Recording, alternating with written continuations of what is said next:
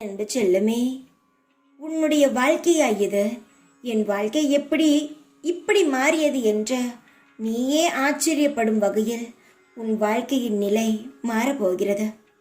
இத்தனை நாட்களாக உன் வாழ்க்கையை பார்த்த கேலியும் கிண்டலும் ஏளனமாகவும் பேசி உன்னையும் உன் மனதையும் உன் குடும்பத்தையும் சுற்றி உள்ளவர்கள் எவ்வளவு காயப்படுத்தினார்கள்.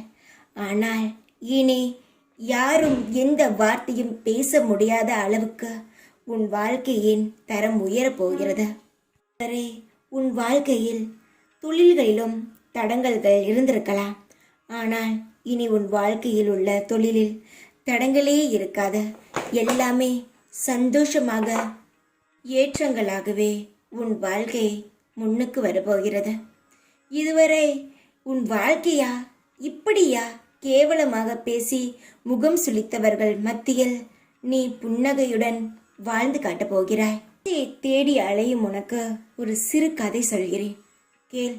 உன் வாழ்க்கையின் நிலை உனக்கே குருவே, என் வாழ்க்கையில் மகிழ்ச்சியே இல்லை என்று குருவிடம் சிஷ்யன் வருத்தப்பட்டான். குரு அவனை ஒரு தோட்டத்திற்கு அழைத்து சென்றார். அங்கு வண்ணத்து பூச்சிகள் அங்கும் இங்கும் பறந்து கொண்டு இருந்தன. இதோ அவற்றை ஒன்றை பிடித்து வா என்று சிஷ்யனிடம் குரு சொன்னார். பூச்சிகளை துரத்தி ஓடினான். ஆனால் ஒன்று கூட அவனுக்கு பிடிக்க முடியவில்லை.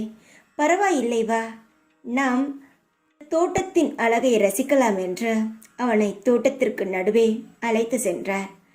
இருவரும் அமைதியாக நின்று கொண்டிருந்தனர். தோட்டத்தின் அழகை கண்கள் விரிய கண்டு கழித்து கொண்டு இருந்தன. சிறிது நேரத்தில் பட்டாம்பூச்சிகள் பல கையிலேயே வந்து அமர்ந்தன. குரு சிரித்து கொண்டே கூறினார், இதுதான் வாழ்க்கை. மகிழ்ச்சியை தேடி துரத்துவது அல்ல வாழ்க்கை. வாழ்க்கையை அமைதியாக நின்று ரசிக்கும் பொழுது மகிழ்ச்சி நம்மிடமே தானாக வந்து சேரும் என்று கூறினார். உன் வாழ்க்கை மகிழ்ச்சியை நீ தேடுகிறாய், அதை துரத்துகிறாய். நீ அமைதியாக இருந்து பார், பொறுமையாக இருந்து பார்.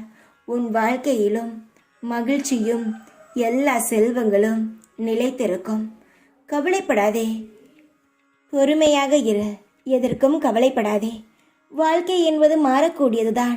நேற்று இருந்தது போல் இன்று இருக்காது, இன்று நடப்பது போல் நாளையும் நடக்காது. பொறுமையாக இருந்து வாழ்க்கையில் என்ன நடக்கிறது என்று அமைதியாக வேடிக்கை பார். உன் கையிலும் பல வண்ணங்களான சந்தோஷமும் மகிழ்ச்சியும் கிடைக்கும். தைரியமாக இரு, எப்பொழுதும் உன் கூடவே இருப்பேன் நான். ஓம் சாய்ராம்.